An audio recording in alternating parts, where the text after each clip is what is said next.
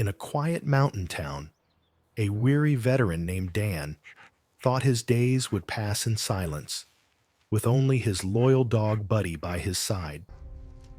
But have you ever asked yourself what might happen when a loyal heart senses a truth long buried? What if one simple walk in the woods could uncover a mystery hidden for decades and lead a broken man toward healing, justice, and a new beginning?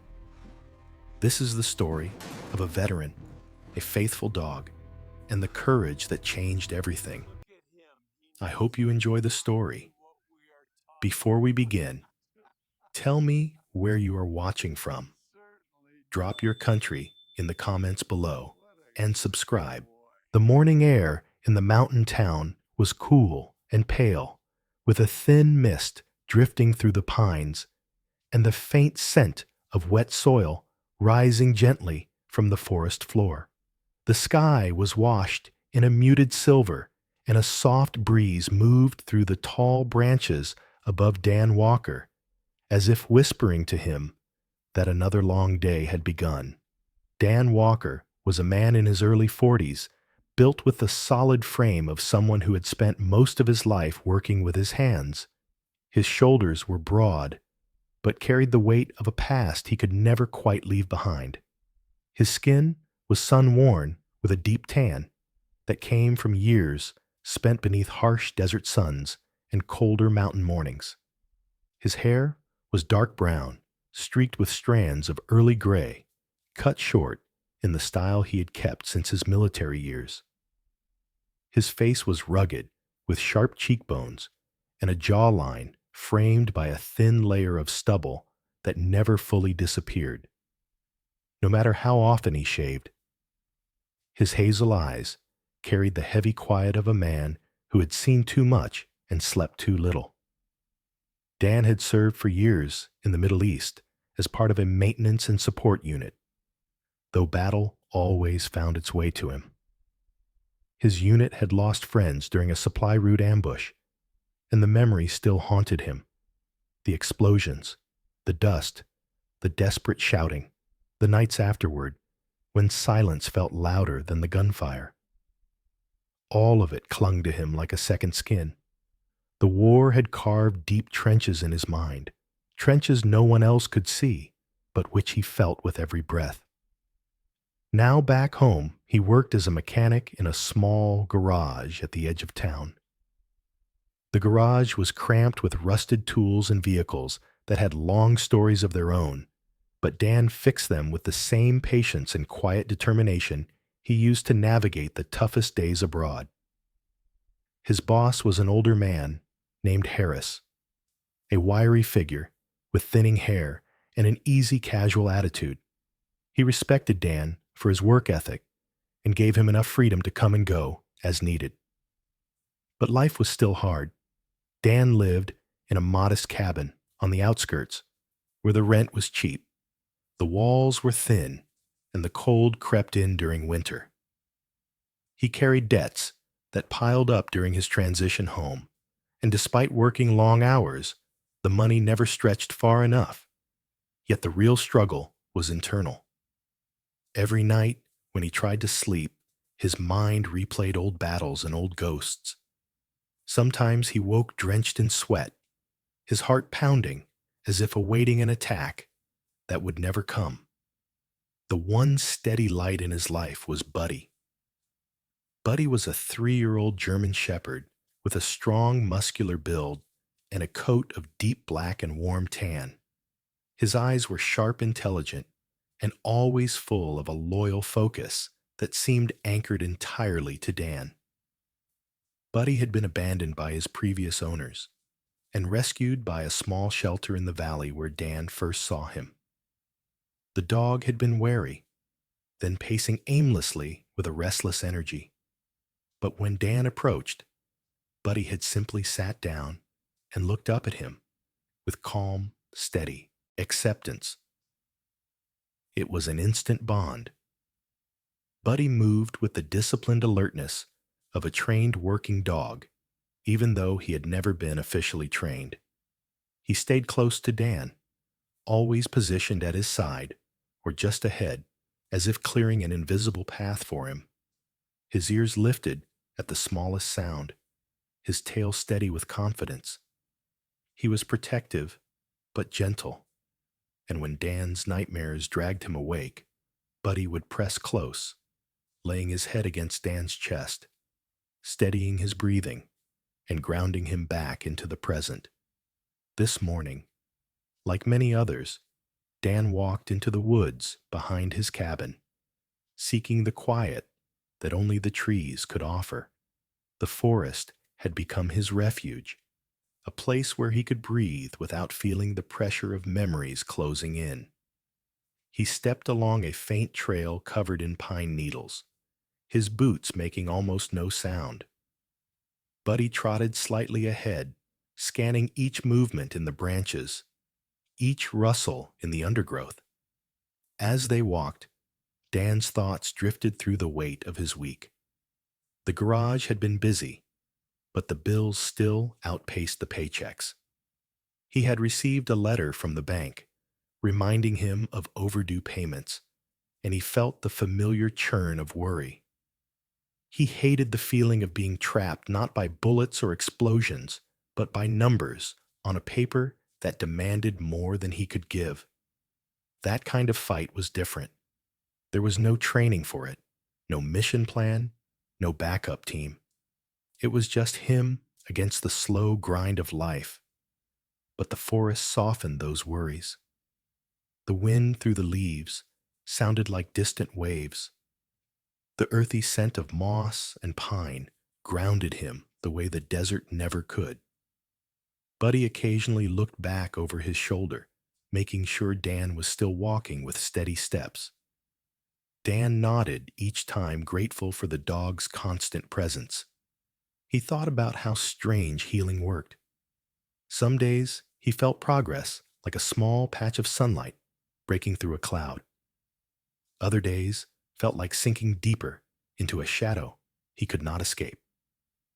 But Buddy was always there, guiding him without words, giving him a silent promise that he was not alone. Dan stopped at a clearing where a fallen log rested near the stream. He sat down, running a hand across the rough bark. Buddy sat beside him, leaning his warm body gently against Dan's leg.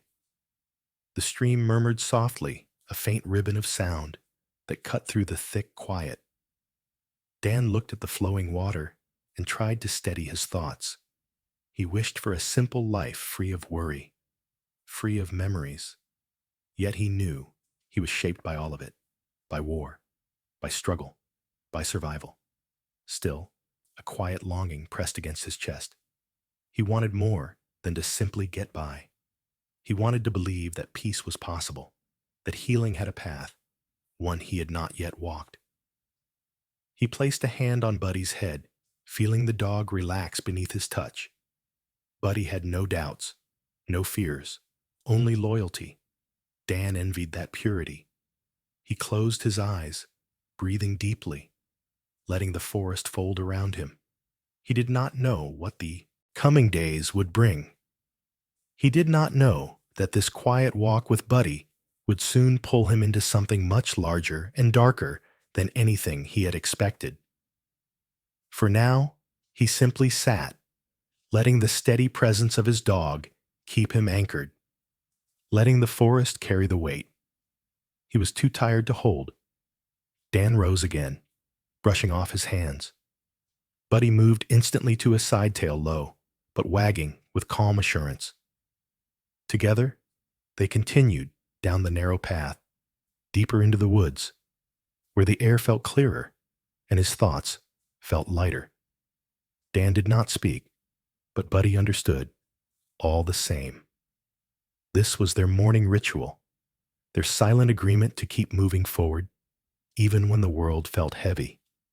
As they made their way back toward the cabin, Dan felt a small flicker of strength, a reminder that despite the hardships, he was still here, still fighting, and still walking with the one friend who had never once left his side. The forest was quiet after the long night of heavy rain, and the air carried the cool scent of washed soil and damp leaves. The sky above the mountains was a pale gray, with soft drifting clouds, and the sound of water trickling through stones filled the morning with a slow, gentle rhythm. Dan Walker moved along the narrow path beside the creek, with Buddy trotting steadily ahead. Though the rain had passed, the ground was still soft and slick beneath their boots and paws. The world felt freshly scrubbed clean, yet unsettled, as if the storm had shaken more than just branches and soil. Dan sensed it in the stillness and in the way the creek flowed stronger than before, its dull roar echoing between the trees. Buddy paused, often lowering his head to sniff at broken twigs and freshly exposed roots. The 3-year-old German Shepherd had a solid frame with powerful shoulders and a thick coat, dark and tan in color, that gleamed when wet. His ears stood tall with the sharp alertness of a dog, deeply in tune with his environment. His tail moved only slightly as he walked, never relaxed and never careless. Buddy understood the forest as if it were an extension of himself, and Dan trusted the dog's instincts more than his own. Dan himself felt heavier today. The rain had kept him awake much of the night, stirring memories he wished he could bury. The rhythm of the storm had reminded him of nights overseas, nights when he waited behind walls of sand and concrete, listening for threats in every rumble of wind. The unease left him tired, but he forced himself to breathe with the calm of the woods, hoping it might settle him the way it usually did. He looked up at the trees, their tall trunks glistening with rainwater, and wondered how many storms they had survived. He felt small against their height, yet somehow steadier. The forest had always been his refuge, a place where the noise in his mind softened, where Buddy stayed close and dependable, where he could pretend life was simpler. They followed the creek deeper than usual, Dan stepping carefully along the wet stones while Buddy scanned each bend of the trail. The rains had swollen the stream, turning it into a restless current that carried broken branches and swirls of mud. The waterline was higher than he had seen in months. Evidence of the storm's force lay everywhere. Fallen leaves, stripped bark, scattered clumps of dark earth pulled from the banks. Buddy suddenly stopped. His body stiffened, his ears pushed forward with sharp intensity. A low rumble formed in his throat. Not a bark, but a warning one that Dan had learned never to ignore. The sound carried the tone of caution, not aggression, but full alert. "What is it?" Buddy Dan murmured, though he kept his voice even. Without thinking, he slowed his steps and let his hand rest near his belt, where he usually carried a small survival knife when hiking. He did not reach for it fully, but the familiar motion steadied him. It was habit muscle memory that lingered from the years when danger could appear from any direction. Buddy moved forward, slowly pulling Dan along the narrow trail until the path curved to the right, where the hillside dipped into a steep slope. The bank beside the creek had suffered the worst of the floodwater. Half of it was carved away, leaving a raw, exposed wall of soil and tangled roots that dripped with muddy streams. Buddy stepped closer, carefully weighing his stance as the ground beneath them sloped downward. Then Dan saw it, a stark line of color in the brown earth, a dull gray shape where no stone should be. The metal sheet revealed by the rushing water was large, thick, and uneven. Its surface was pitted with rust, dark brown and orange, like old wounds healed badly. The surrounding soil had collapsed enough to expose a rectangular edge that curved just slightly, as if part of a much larger structure. Dan crouched slowly, taking in the strange sight. His heart tightened as curiosity mixed with a quiet unease. He brushed away loose dirt with his gloved hand, feeling the cold, harsh texture of metal. It was not smooth, but rough and jagged with patches of rust that flaked away at his touch. There were bolts lined along one section, large round bolts eaten by time and moisture. Their pattern was precise, not random, and the faint outline of a seam ran beside them, forming a shape too straight, too deliberate to be natural. "It looks like a door," Dan whispered, though he kept his tone neutral. He did not want to assume anything. Not yet, but the thought pressed into him with growing certainty. He moved his fingers along the seam, feeling its depth and the thickness of the metal. He had seen doors like this in his service years ago, heavy armored ones designed to keep danger out or to keep something locked inside. Buddy positioned himself directly between Dan and the exposed metal. His stance was poised, full of tension, yet he made no move to retreat. Instead, he leaned forward slightly, nose working frantically as if the air held a scent, both strange and unwelcome. His growls had quieted, but the tension in his frame had not eased. Dan laid a calming hand on Buddy's back, feeling the firmness of muscle beneath the damp fur. Buddy had always been fearless, but he was never reckless. The dog was not reacting with panic, but with that uncanny sense of knowing something Dan did not yet understand. The dog's instincts were never wrong, and Dan trusted them more than the logic forming in his own mind. He forced himself to breathe deeply, steadying the slight tremor in his chest. The metal in front of him felt old, buried for years, maybe decades. The storm had merely hurried what time had already begun to uncover. He stared at the edge of the metal and felt a strange pull, a sense that something waited behind it, something he was not sure he wanted to find.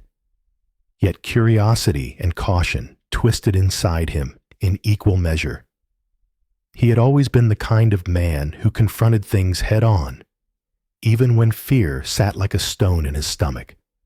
And now, with Buddy standing guard, he felt the familiar shift of resolve settling in.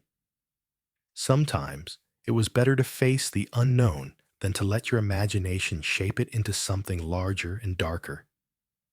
Dan leaned closer, brushing away more dirt with slow, deliberate motions. Mud crumbled at his touch, exposing more of the seam. He took another breath, letting the forest calm his racing thoughts. He reminded himself that this could be nothing more than an old piece of equipment, abandoned long ago by loggers or miners. The mountains held a long history of forgotten tools and rusted remains left behind by people who worked these woods decades before he was born. But a deeper part of him whispered that it was more than that. The weight of the metal, the thickness, the precise bolts. Nothing about it felt random, and Buddy had sensed it before Dan saw it. That alone made his stomach tighten. Dan sat back on his heels, studying the exposed corner.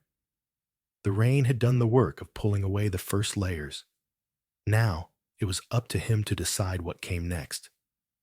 Buddy looked back at him, eyes sharp and expectant, as if urging him forward, but also guarding him from going too far too fast. It was a moment that hung in the air, heavy with anticipation. He felt the forest lean in, as though watching, waiting, holding its breath. The storm had revealed something that was not meant to stay hidden. And Dan Walker, with his troubled past and loyal companion, had been the one to find it. He placed his palm gently on Buddy's shoulder, steadying both the dog and himself. The future was uncertain, and the unease in his chest told him that whatever lay beneath the earth was tied to something far bigger than a simple metal sheet. For now, he breathed once more, touched the cold, rusted surface, and accepted that this discovery would change everything. Then he stood signaling Buddy to stay close, and together they stepped back, taking in the strange form revealed by the storm. Dan saw the creek rushing past, saw the torn earth and broken roots, and knew this moment would follow him long after they left the woods. He turned toward home, with Buddy pressed against his side, the metal gleaming faintly behind them like an unspoken promise that the past was not finished with them yet. The morning sky was dull, with a pale layer of clouds drifting slowly above the forest, and the air felt cool and heavy after the night mist. A faint breeze carried the smell of wet leaves, and the soft rustle of branches followed Dan Walker as he made his way back toward the creek with Buddy beside him. Dan moved with purpose, though his steps were slow with the weight of restless thoughts. Sleep had not come easily. His mind had returned again and again to the piece of metal revealed by the storm. The seam, the bolts, the cold surface beneath his fingertips. Each detail had replayed in his head like a quiet warning. Yet he felt an equal pull of curiosity, something deep in him that insisted he return and face whatever waited beneath the soil. Buddy walked close with steady alertness. His powerful frame moved with practiced coordination, each paw landing with deliberate care. The 3-year-old German Shepherd kept his ears tilted forward and his eyes focused, scanning the undergrowth, as if expecting something to emerge from the shadows. His fur was still slightly damp from the humid morning air, and the darker patches along his back gleamed faintly with each movement. Dan carried a heavy pack that held a worn crowbar and an old entrenching shovel, both remnants of his military years. The shovel had traveled with him through desert landscapes and cramped outposts, its handle scratched and its blade darkened by time and hard use. The crowbar was a thick steel bar with chipped ends and a rough texture that fit well into his calloused hands. Tools like these had once meant the difference between survival and loss, and holding them again filled him with a strange sense of steadiness. As they reached the part of the trail where the bank had collapsed, Dan felt tension coil quietly in his stomach. The hillside looked more exposed than before, with fresh streaks of mud running across the slope. Buddy moved ahead, lowering his head and testing the ground before committing his weight. The dog's caution only deepened Dan's unease, yet also strengthened his resolve. The metal was still there. The faded gray surface caught the weak morning light in a blunt reflected shine. The bolts lined along the seam looked darker and more severe, now that the area had dried slightly. The rectangular edge seemed larger than he remembered, though he suspected it was only his growing awareness, not the object itself that had changed. Dan set his pack down and pulled out the entrenching shovel. He knelt beside the exposed seam and breathed deeply, steadying the faint shake in his fingers. He reminded himself of the simple truth. Curiosity and fear often shared the same doorway. He had faced worse. He had walked into far darker unknowns. The forest was quiet around him, broken only by the shifting water of the creek. He began to dig. The soil was wet and dense, heavy with recent rain, and stubborn in every stroke. The shovel sank into the earth with a dull sound, then came up thick with dark mud.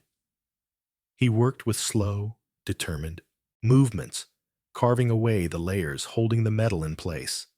His arms strained and sweat formed despite the cool air as he removed clumps of dirt and tossed them aside. Buddy stayed close, always a few steps behind or slightly above on the slope. His watchful stance never faltered. He did not bark, did not whine, only stayed alert as if every sound mattered. Every shift of wind seemed important to him. His loyalty wrapped around Dan like an invisible shield, and Dan drew strength from it. Minutes stretched into hours. The morning sun rose higher, though its light remained soft behind the cloud cover. Dan paused only briefly for breath, rubbing the stiffness from his shoulders before continuing. The metal began to take clearer shape. A larger section appeared beneath his digging, revealing more bolts and a defined frame that left little doubt. This was a door thick and reinforced, far too heavy to belong to ordinary equipment. The familiar cold unease pressed harder at the edges of Dan's mind. He had learned long ago to pay attention to such feelings. They had saved his life more times than he cared to remember.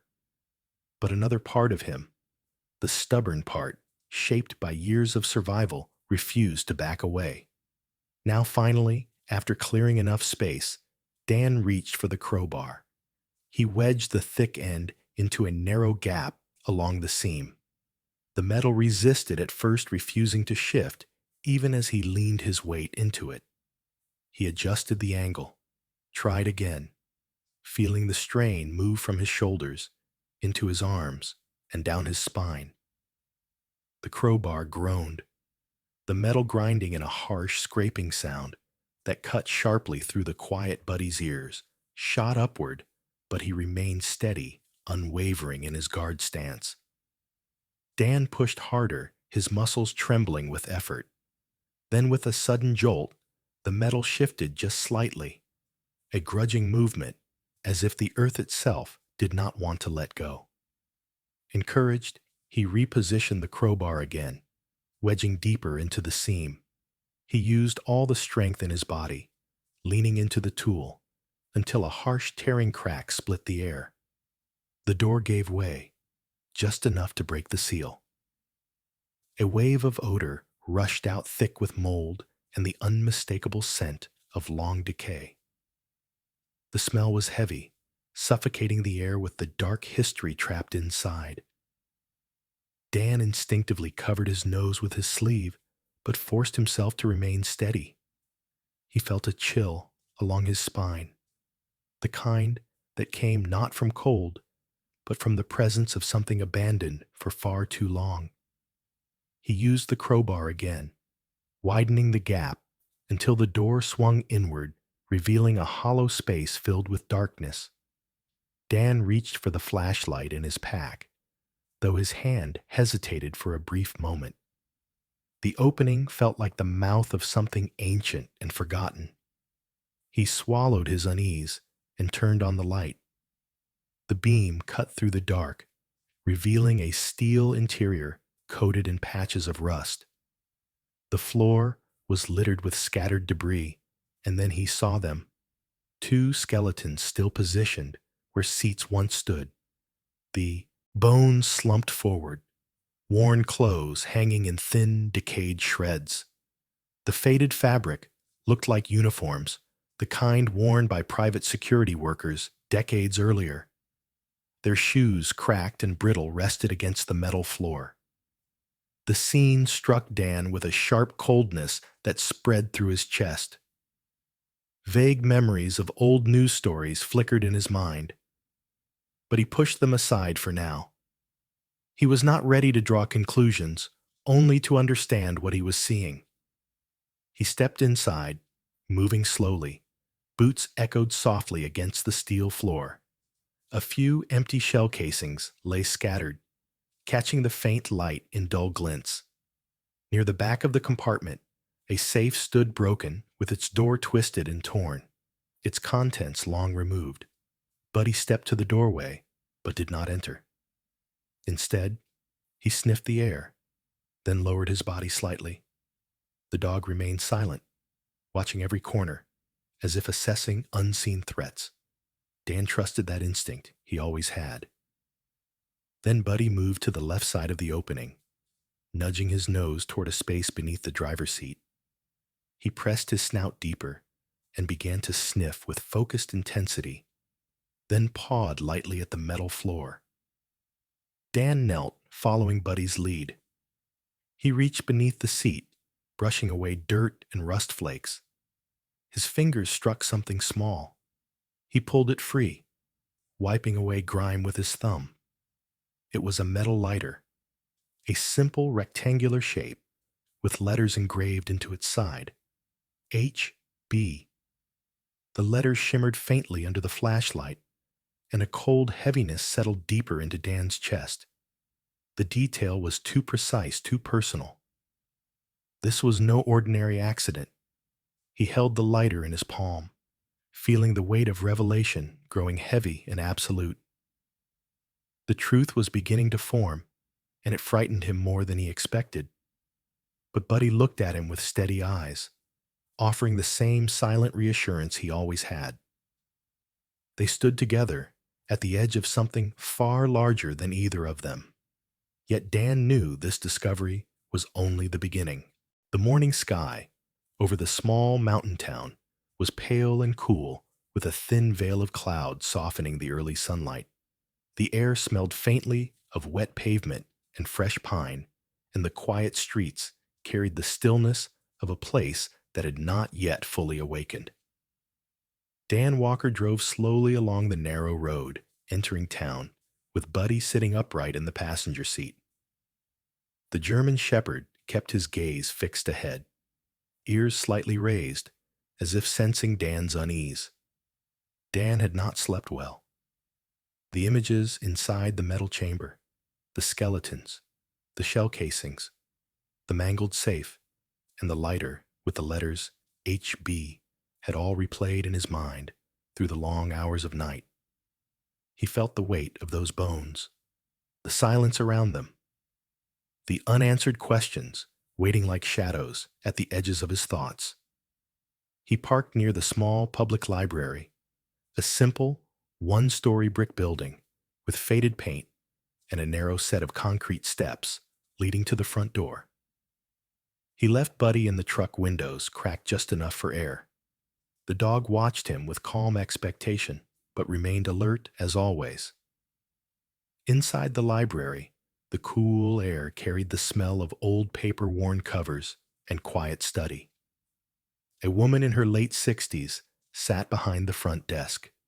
She was tall and thin, with soft gray hair pinned neatly above her shoulders. Her skin was pale, with gentle smile lines around her eyes, and she wore a plain cardigan over a long skirt. Her name tag read, Martha. She greeted Dan with a polite nod, her voice soft and steady. Dan asked about newspaper archives, and Martha guided him to a small room at the back where a row of cabinets held old issues sorted by year. She spoke with a quiet patience, and her demeanor suggested a lifetime spent in calm routines, reading, organizing, and tending the silence of the library. She sat back at her desk once he began working, offering him privacy without question. Dan sifted through newspapers from the late 80s, scanning headlines, weather reports, and scattered local stories. He turned page after page until one article caught his eye, dated 1989. The title mentioned a missing armored truck belonging to a private security company. The report stated that 2 employees had vanished along with a large sum of money. Search efforts had yielded no results. No wreckage, no bodies, no answers. The town had lived with a mystery that was never resolved. The chill that ran down Dan's spine felt familiar, the kind of chill that hinted at danger rather than cold air. He read every line twice, absorbing the official details and comparing them to the silent, grim scene inside the steel chamber. The puzzle pieces were beginning to align. Though he had no clear picture yet, only certainty that the forest had not simply uncovered old metal. It had uncovered the truth of a forgotten crime. Dan returned the newspapers to their cabinet, thanking Martha for her help. She smiled politely, but Dan noticed a flicker in her eyes, something cautious and quick, as if she sensed something unsettled in him, though. She asked nothing more. At midday, He walked to the local diner to eat and gather the courage to ask questions.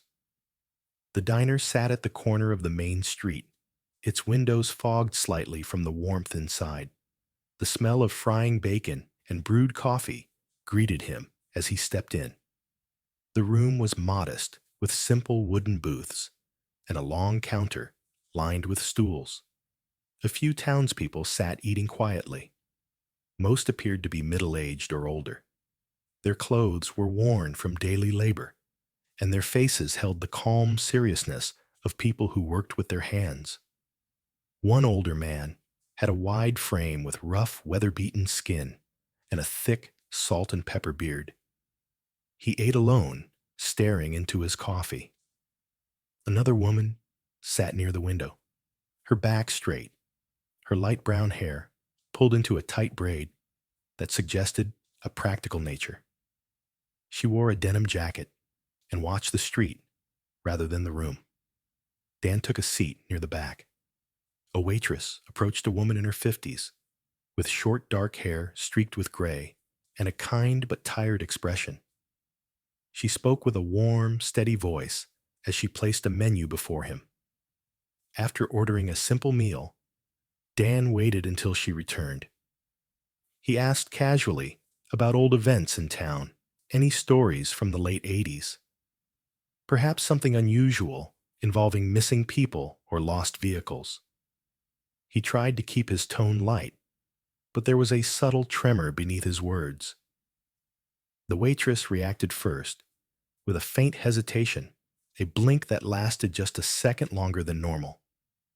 Then she forced a polite smile, though her eyes shifted away. Before she could answer, the room changed. Conversations died. The scraping of forks stopped. Chairs stilled. The silence grew thick and heavy. The older man with the salt and pepper beard lowered his mug and stared at the table. The woman by the window kept her gaze fixed outside, refusing to even turn her head. The waitress leaned in slightly, her voice lower than before, as if speaking through tight breath. "People around here do not talk about that," she said. Her tone was neither harsh nor angry, but firm in a way that ended the conversation entirely. It carried the weight of something long, buried, something the town wanted to keep beneath the ground. Dan felt the shift deep in his chest. The air in the diner seemed colder now, the silence heavier.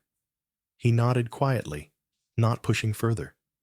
The moment he finished eating, he left a tip and stepped outside, drawn once again to the safety of open air.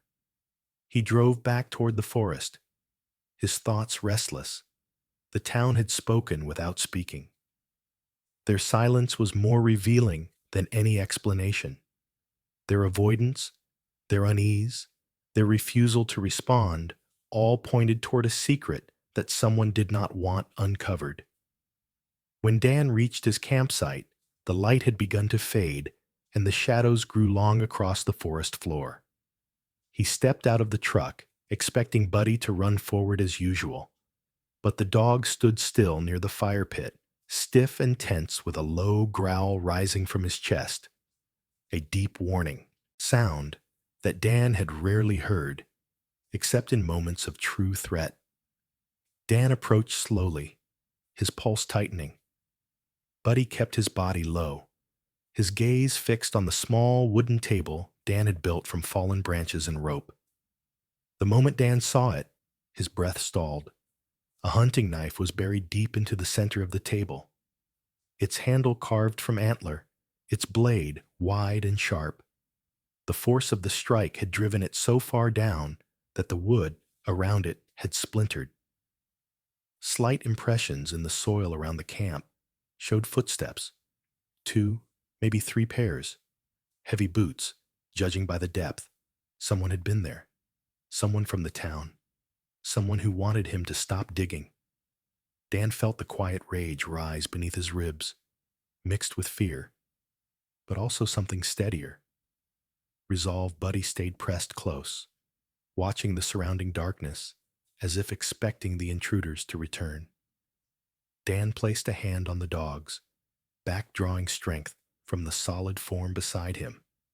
He understood the message clearly. He had touched a secret someone wanted buried, but he would not walk away now.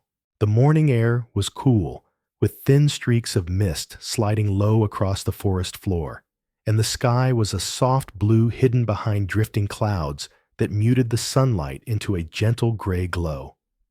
The woods felt still yet watchful, as if holding its breath, waiting for whatever came next. Dan Walker moved through the trees with a new sense of focus. The discovery of the hunting knife in his campsite, the heavy footsteps around the clearing, and the silent warning left behind had shifted something deep inside him.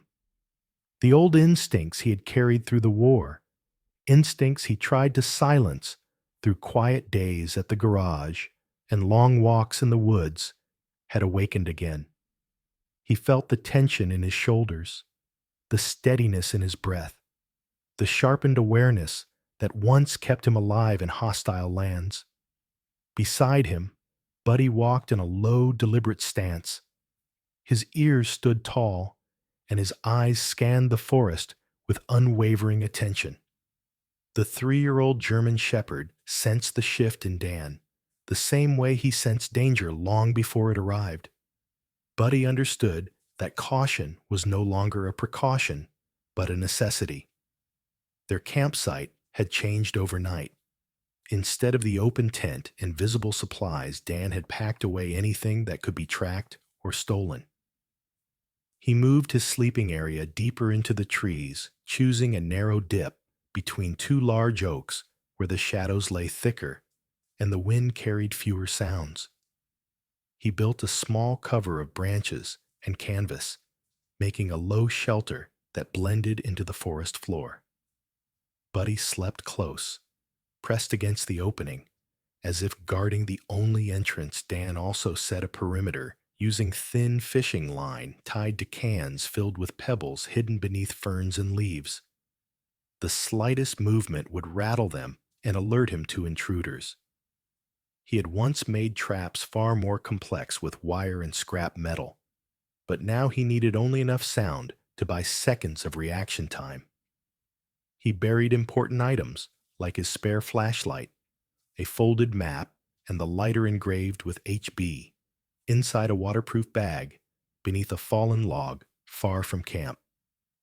As he worked, he felt his mind settle into a familiar rhythm. He did not want to live this way again, but he knew how to. He knew how to survive, how to prepare, how to sense danger before it revealed itself. There was comfort in that, even if it came wrapped in fear. By late morning, he and Buddy made their way back toward the hidden steel chamber. Every step carried a mix of urgency and caution. The forest had become a place of both refuge and threat, its quiet masking the presence of whoever had stepped into his camp the night before. When they reached the ravine, Dan paused, scanning the area. The mud had dried slightly, leaving the ground firmer, but the marks of his earlier digging remained. The steel door still hung open, a dark mouth against the earthen wall. The smell of rust and old air drifted faintly on the breeze. Buddy moved ahead, sniffing at the ground near the entrance, then glancing back at Dan as if confirming it was safe. Enough to continue. Dan switched on his flashlight and climbed into the compartment. Its steel walls felt colder now, and he took a moment to steady himself. The sight of the 2 skeletons still in their decayed uniforms had not grown easier with time.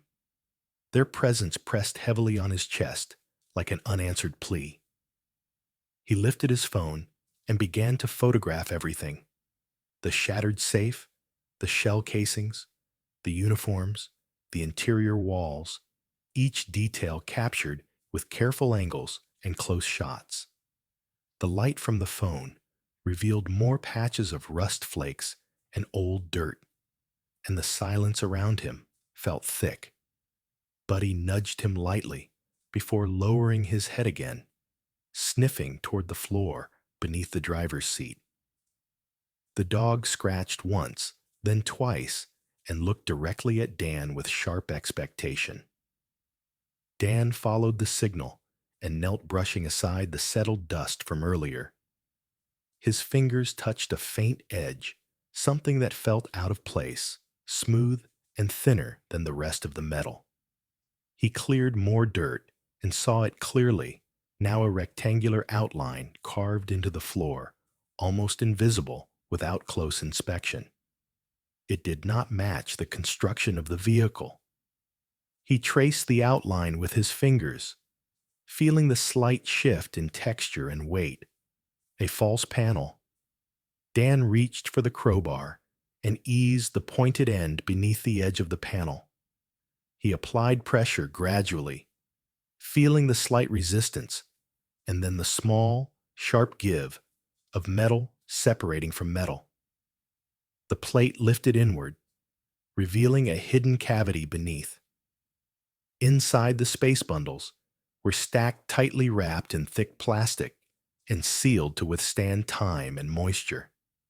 Their edges were square and rigid, the large size unmistakable even before he pulled one out.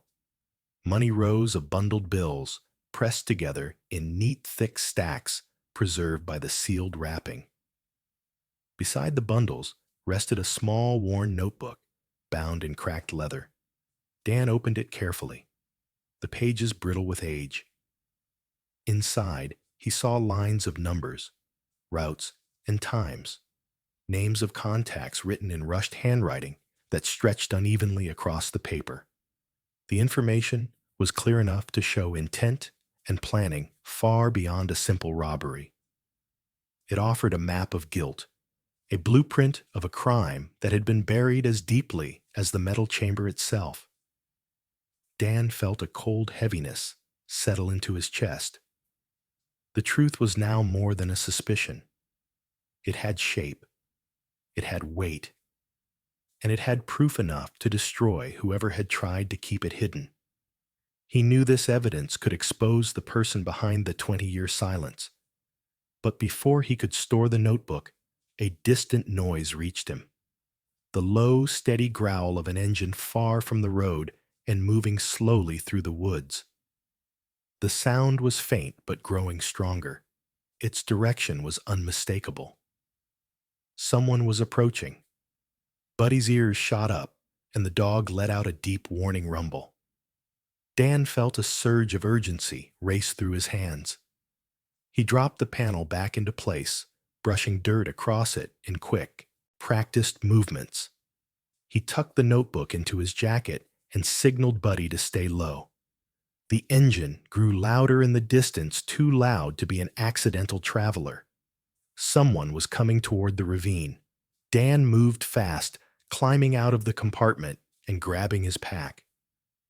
He and Buddy slipped into the trees, using the steep slope to disappear into the brush.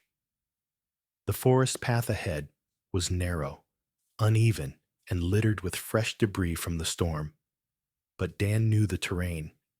He ran with controlled speed, Buddy close at his side. The sounds behind them grew sharper, branches cracking under heavy steps, voices muffled by distance, and the growl of the engine sputtering to a halt. Dan did not look back. He knew they were being pursued. The threat was real and closing in. He pushed deeper into the tight, winding trails, letting the thickness of the forest swallow them. Their only choice was to flee through the rough and hidden paths of the mountain woods. Behind them, the sound of pursuit echoed through the trees. The night air outside the narrow cave was cold and thin, carrying the faint scent of damp stone and distant pine. The sky beyond the entrance showed only a few muted stars blurred by drifting clouds, and the wind moved softly around the rocks as if whispering warnings to anyone hiding within. Dan Walker sat deep inside the cramped cave, with Buddy lying close beside him. The space was barely wide enough for both, but it offered shelter and concealment. The chase through the woods had left Dan's muscles tight and his breath strained, but the cave gave him a moment to pause and regain his bearings. Buddy rested, with his head on his paws, though his eyes stayed open, alert and ready at the slightest sound. Dan pulled his old laptop from his backpack, a battered device with scratches across the lid and keys worn from years of use. It was slow and outdated, but reliable enough for what he needed. He set up a small portable modem, a cheap satellite unit with scuffed sides that blinked weak green lights as it searched for a signal. The device had been his lifeline during long treks into remote areas, and now it served that purpose once more. As the connection stabilized, Dan opened the folder of photographs he had taken at the steel chamber. Each image carried the heavy truth: the broken safe, the scattered shells, the uniforms decayed on the skeletons, and finally, the hidden compartment with its bundles of preserved money and the notebook of routes and names. The evidence spoke louder than words, and Dan felt a knot tighten in his stomach as he reviewed each picture. He knew he could not rely on the local police. The silence in the diner, the knife in his campsite, the way the town moved around its buried secrets made that clear. If he gave them the evidence, everything could be erased, destroyed, or turned against him. He needed someone he trusted. He opened a secure messaging program and typed a short call sign, one he had not used in years. Moments later, a name appeared: Mark Hayes, a man Dan had once trusted with his life. Mark had served with him overseas long before Mark joined the FBI. He had been a sturdy, level-headed soldier in his 30s, with short blonde hair and pale blue eyes that always seemed to read situations faster than most men respected him, because he was calm, under fire, and fiercely loyal to those who stood beside him. During a violent ambush in an abandoned industrial yard, Dan had pulled Mark out from under collapsing debris, saving his life. Mark had never forgotten that debt, and the bond between them endured. Dan typed a message explaining what he had found. He described the steel chamber, the two bodies, the broken safe, and the lighter marked with the initials H. Buddy lifted his head as Dan paused, hesitating only long enough to steady his racing thoughts before attaching the photographs. Mark replied quickly, asking if Dan was safe. Dan answered, honestly safe for now, but not for long. The satellite connection blinked weakly, but held long enough for Mark to send another message, asking about the initials. Dan opened the notebook he had taken earlier, flipping slowly through the yellowed pages. The handwriting was uneven, but certain names and routes were still readable. Dates and stops connected into a path that matched the clues the old newspaper article had given him. After examining the names several times, he focused on the lighter with the letters HB. He began searching through public data using the slow internet signal. He looked for anyone in the region with those initial searching records from decades earlier until a name appeared: Howard Blake. Dan's chest tightened. Howard Blake was a former deputy in the county during the late 80s. His public records described him as a tall, heavy-set man with graying black hair and a face shaped by hard lines and a stern mouth. People who knew him back then had often mentioned his intensity, a man quick to anger and slow to trust. It was also documented that Blake had retired early, citing stress and a desire to pursue private ventures. Those private ventures told the rest of the story. Over the years, Howard Blake had risen to become the wealthiest man in the region, owning construction property, rental businesses, and several parcels of land. Throughout the town, his name was spoken with a mixture of respect and quiet caution, the kind of caution that suggested people knew more than they ever admitted, the kind of caution that hid fear. Dan leaned back against the cave wall, feeling the truth settle, and Blake had been a deputy when the armored truck disappeared. He had left law enforcement soon after and had amassed sudden, impossible wealth. The notebook, the lighter, the hidden bodies, and the town's silence all pointed to him. Buddy shifted closer, pressing his warm body firmly against Dan's side, as if sensing the weight of the discovery. Dan typed quickly, updating Mark explaining the connection. The initials, the notebook, and Blake's improbable rise to power. Mark replied, after a long pause, telling Dan he had enough evidence to trigger an internal review, but warned him not to approach the local authorities. Mark also wrote that powerful people with buried secrets rarely let go quietly. Dan needed to stay hidden and be careful until the next step was ready. Dan stared at the blinking cursor, feeling both relief and dread. The truth was clearer now, but so was the danger. If he moved wrong, everything could vanish. If he acted too slowly, those chasing him through the woods would find him again. He closed the laptop and listened to the quiet hum of the wind outside the cave.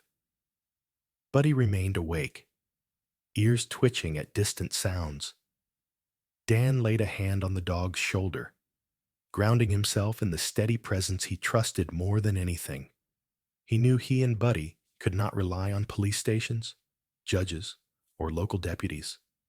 The wrong person might already be aligned with Blake. Evidence could disappear as quickly as it was found. Mark suggested a plan, one that used distance and timing rather than confrontation. Dan had to stay hidden long enough for Mark to pull together a safe channel for the case to move forward. But they also needed to force Howard Blake into revealing his own fear. They had to draw him out, make him react, expose himself without Dan ever stepping into the open. Dan closed his eyes for a moment, breathing slowly, letting the familiar mindset of strategy settle into place. He had survived war by thinking several steps ahead, reading danger before it came, and trusting his instincts. Those instincts were awake now, sharp as they had ever been. He looked at Buddy, who watched him with loyal focus. The dog did not understand the details, but he understood danger. He understood Dan. He was ready. Together, they would hold their ground, wait for Mark, and prepare to make the man responsible step out of the shadows on his own. The night sky was dark, with only a thin silver glow behind drifting clouds, and the air above the forest felt heavy and cool, carrying the scent of damp earth and distant pine shadows. The wind moved slowly through the branches, brushing the leaves with a low whisper that wrapped the woods in a silent, uneasy calm. Dan Walker sat hidden on a rocky rise, overlooking the narrow ravine where the steel chamber rested. He had prepared his position hours earlier, clearing a small space where he and Buddy could stay low without making noise. The ground beneath them was hard, with scattered stones and dry needles, and the thick darkness offered the cover they needed. Buddy lay close beside him, his strong body pressed against the earth with alert tension. The 3-year-old German shepherd kept his ears raised and his eyes narrowed, sensing every shift in the wind and every distant sound. His breathing was quiet, disciplined, reflecting the readiness that Dan relied on so heavily. Dan's thoughts moved with clarity, sharpened by the plan he had set earlier that day. After leaving the cave, he used his satellite connection to create an anonymous message. He attached the photograph of the lighter with the initials HB and added a few vague details about a hidden secret buried in the hills. Then he sent it to a well-known investigative blog in the state, a site famous for exposing corrupt officials and stirring public attention within hours. He had checked the blog later and saw the post already live. Hundreds of strangers were speculating about an old deputy turned wealthy businessman named Howard Blake, and the rumors spread quickly across social media. The pressure would reach Blake faster than official channels ever could. It would ignite fear and force him to act. Dan watched the forest quietly and felt the familiar stillness that came before conflict. He reminded himself to breathe steadily, letting calm push down the unease rising inside his chest. He knew Blake would not wait. He knew Blake would come to erase anything that tied him to the buried crime. There was no doubt this night would end in confrontation. The rumble of engines came just as Dan expected, low at first, like a distant growl, then growing louder as two vehicles made their slow, hidden approach through the old logging road. The headlights were off, and only the faint crunch of tires on dirt revealed their movement. Dan touched Buddy's shoulder, signaling stillness. The dog froze with perfect control, muscles tightened, ready but patient. Two trucks stopped near the ravine. The engines cut off, leaving the forest in heavy silence. Three men stepped out. Dan recognized none of them from sight, but he did not need names to understand who they were. The first man was tall and broad, with thick shoulders that filled out his dark jacket. His hair was gray at the edges and neatly trimmed. His jaw was heavy and square, with deep lines etched across his face from a lifetime of hard decisions and harder temper. This was Howard Blake, the wealthy, former deputy, whose past had been scrubbed but not erased. Beside him were two armed men. One was lean, with narrow eyes and short cropped brown hair. His movements were sharp and restless. The other was heavier, with a wider stance and rougher features. His beard was short and patchy, and his face showed the hardened look of someone familiar with threats and violence. Both carried rifles, held with the confidence of men who had used them before Blake's voice cut through the night, harsh and impatient. He spoke in a low, commanding tone, telling his men to check the ravine, now that rumors had begun circulating online. His words carried anger, but also fear. A fear he tried to hide beneath authority. Dan listened, taking in each word, weighing Blake's mood. His instincts told him Blake was more desperate than he appeared. The rumors must have shaken him deeply. The two armed men moved toward the ravine, walking around the exposed metal door. With cautious glances, Blake stayed behind, close to the vehicles. Pacing with irritation, Dan knew this was the moment. He whispered a soft command, and Buddy rose, quietly, eyes fixed on the larger armed man. Dan shifted to a lower crouch, preparing himself, just as he had so many times in the past. His heart beat steady, not with panic, but with focused purpose. When the two armed men reached the edge of the ravine, Dan gave a short hand signal. Buddy shot forward like a streak of dark motion, silent and fast, descending from the ridge with powerful leaps. The lean man turned too late. Buddy crashed into his weapon arm, knocking the rifle from his grip. The man stumbled backward, shouting in shock, as Buddy held position, growling, but restrained, ready to disarm without killing. Dan moved out of his hiding spot the moment Buddy struck. He descended the ridge in quick, controlled steps, approaching the heavier man, who raised his rifle but was too slow.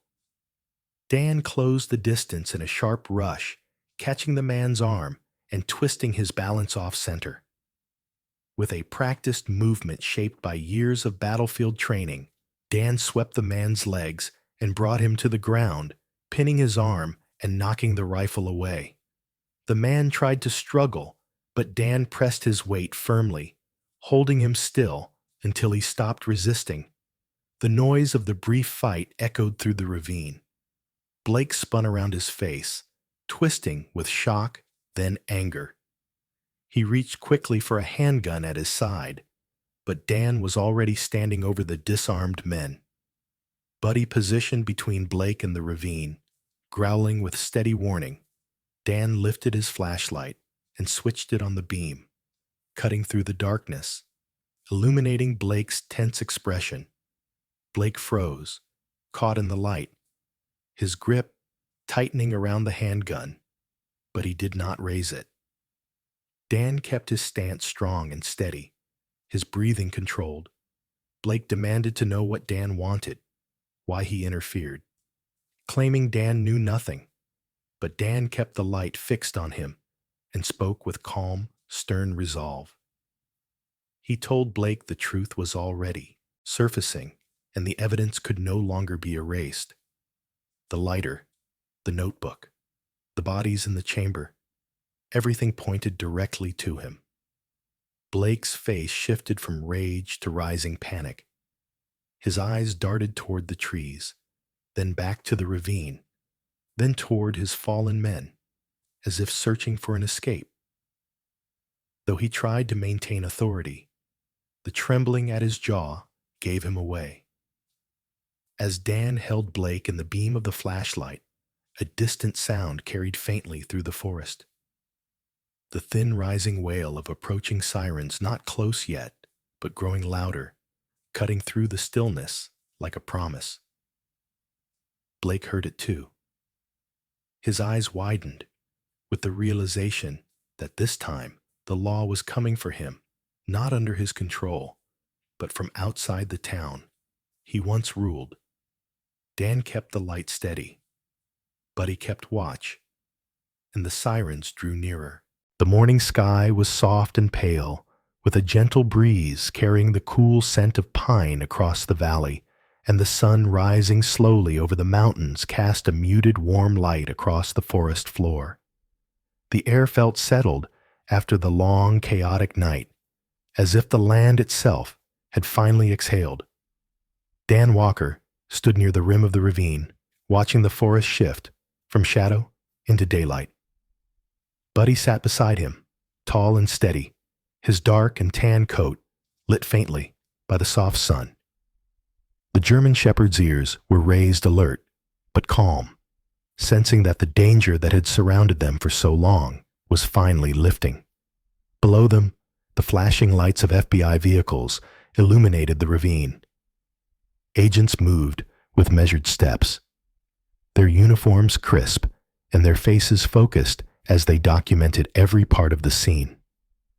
The steel chamber was now a line of photographed evidence, the skeletons respectfully handled, the hidden compartment opened under supervision, and the notebook secured in a sealed container.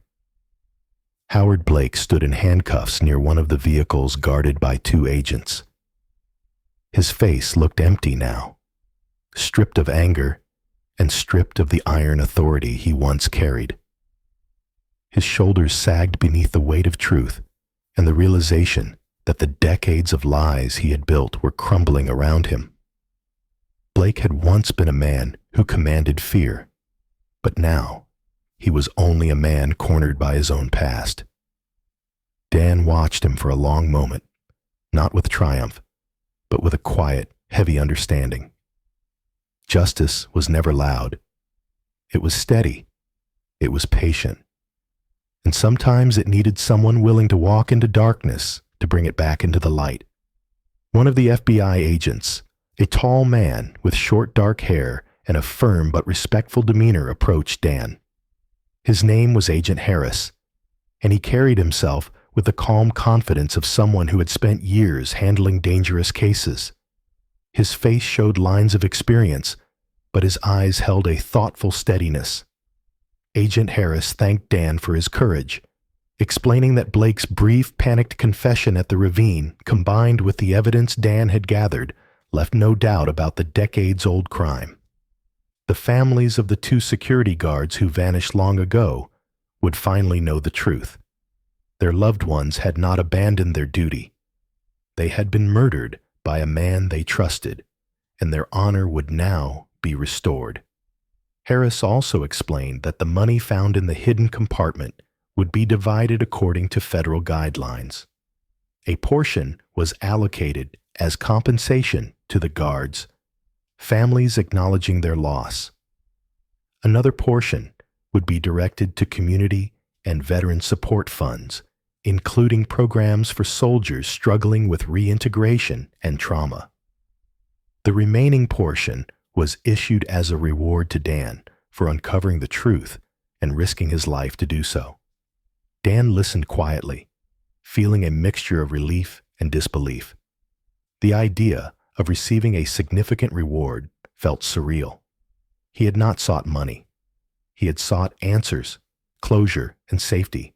But the reward allowed him something he had not felt in years, a chance to rebuild. He thanked Agent Harris, who shook his hand with genuine respect. Buddy nudged Dan's leg as if sensing the shift in his posture, the quiet swell of hope creeping into him. Over the next weeks, the town slowly awakened to the truth. News spread of Blake's arrest and his crimes. Families from distant towns arrived to attend memorial services for the long-lost guards, and the community gathered in support. People who once looked away in silence began offering quiet apologies to Dan, nods of respect, and small words of gratitude. That silence which once hid fear was now replaced with acknowledgement and healing. With the reward, Dan paid off every lingering debt that shadowed his life. Then he turned his attention to the small garage where he had worked for years.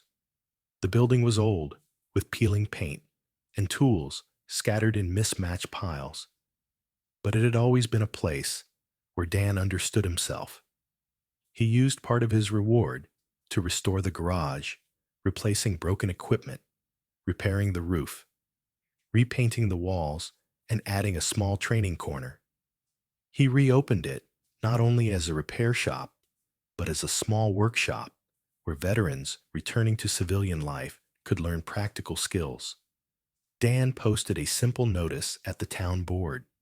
No decoration, just plain words, offering training and steady support to anyone who had worn the uniform. His way of closing the circle of struggle and healing. Buddy became a familiar sight in town as well. The people who once avoided eye contact now greeted the dog warmly. Children reached out to pet him. Elders smiled when he passed, and Buddy accepted every gesture with gentle patience. Every afternoon, Dan and Buddy visited the town's small nursing home. The building housed elderly residents, many of whom had no family left.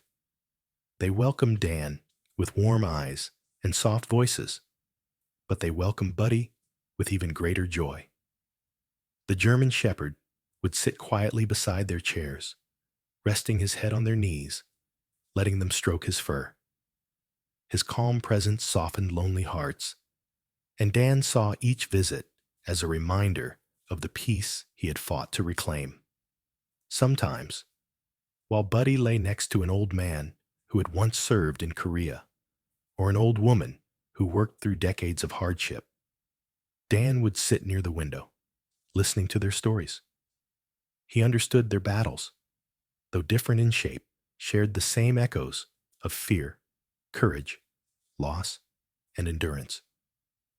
Dan's own nightmares began to fade, replaced by steady evenings, working in his garage, and calm walks along the forest trails. He no longer went into the woods to hide. He went to breathe. And each time he looked at Buddy walking slightly ahead with steady steps, Dan felt the truth settle deeply within him. Peace was not something found by running from shadows. It was found by standing against them with someone loyal at your side. Buddy looked back at Dan, his amber eyes warm and sure. And Dan knew that the darkness was finally behind them, replaced by a quiet sunrise waiting to lead them forward. In the journey of Dan and Buddy, we witness something deeper than justice restored. It is the quiet miracle of courage, the kind that grows from pain and rises even when life feels heavy. Their path reminds us that darkness never has the final word, because the light always finds its way back. Dan healed, not by running from his past, but by facing it. And Buddy, with his loyal, steady heart, guided him toward a place where peace could finally breathe. Again and again, the story shows that when a community chooses truth over silence, hope begins to return and broken things can be rebuilt.